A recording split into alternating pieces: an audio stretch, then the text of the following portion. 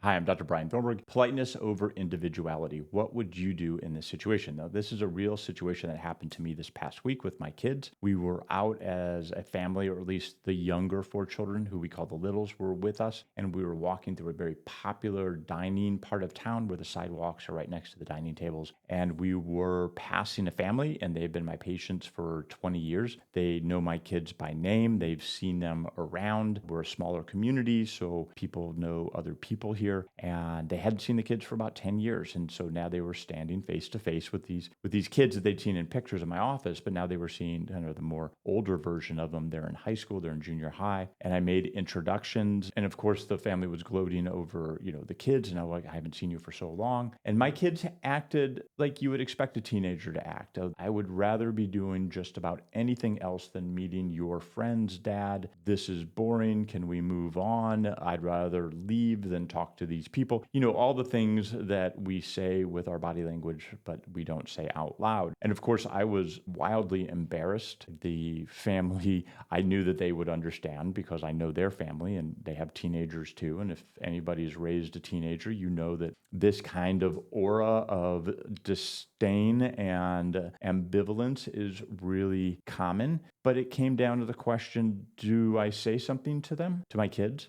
Or that's the independence. I want to honor you where you're at. You are moving into adulthood and you have a right to behave as you want. Or do I have a discussion about politeness with them? And do we speak about, so when we meet people, we want to extend a hand, give a good handshake. We want to look at them in the eye. We want to be polite. We don't want to convey mixed signals by, on one hand, acting verbally appropriate, and then on the other hand, using a body language that's not appropriate. And again, there's a third choice that my kids picked, which was kind of staring at the ground, looking funny and making funny faces. And I decided as we walked away, I said that was improper behavior, that was impolite, because we are judged on first time encounters. And again, I'm not concerned that this family thought anything other than these are teens, and most people might think that. But it was still a moment where, as a father, as somebody who is teaching a child to go forth into the world, then I found it necessary to speak my truth. And the kids heard me. Of course, when you're that age and I was that age, it's very difficult to see something beyond your own perspective. You may have seen my other video where I said that all teenagers are age-appropriate narcissists. And so here was clearly an example of age-appropriate narcissism. I have everything better to do than to stand here tableside with my dad's friends. I want to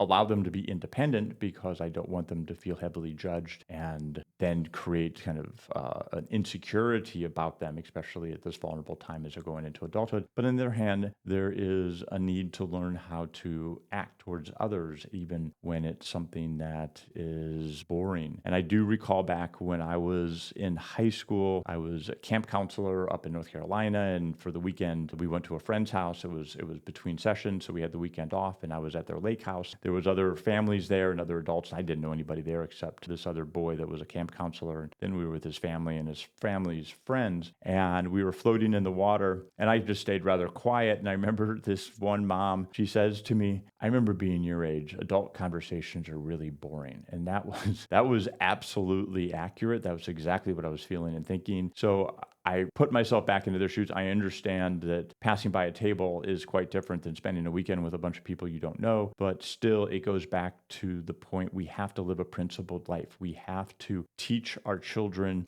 how to successfully go into the world. This is the time where we can soft land them as parents. The world does a very harsh job. They do a very static, rip you from your womb kind of approach. We have to make sure as a parent that we live in a principled approach, because on the one hand, individuality is important, while on the other hand, the politeness is even more important. That's why it needs to be principled. We have to look at what the situation is. I wasn't asking them to spend a weekend away from their friends in a community that was foreign to them, doing adult things without any form of outlet for themselves. It was just a brief 5-minute conversation with another family. And so it was important to show them that my job as a parent is to move you into adulthood. I'm going to do this in a very friendly way, a very family-oriented love, help you through any difficulties that you might have as you grow into the various stages of your life, and I'm going to do it with a parental approach as opposed to the outside world who's going to do it in a very harsh, abrupt way, and there won't be as forgiving or as understanding to you discovering yourself and trying to find your way in the world. They're just interested in how you can be productive. So our job as parents is threefold. We want to teach our children to go and be productive so they can take care of themselves. We don't want to have a child living in our basement until they're 50 years old. We also want to make sure that they know how to communicate, not just to communicate what they would like, but also know how to communicate when things are against their principles. Both are equally important, and especially for girls, that is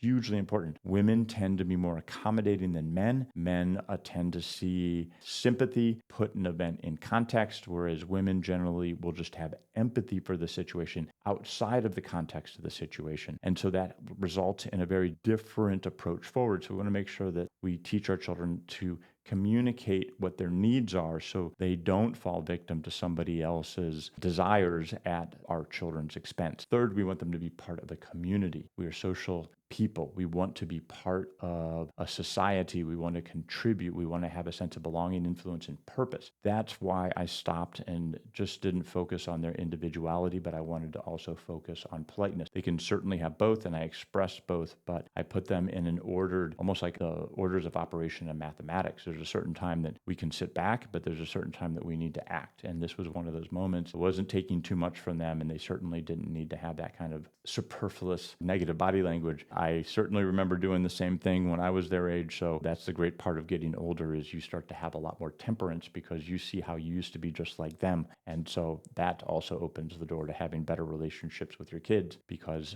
judgment from parents is the relationship killer as your children grow up. We want to have good relationships with our kids. We want to have a great time going forward with the grandchildren and just having a good relationship and being that role model that they need.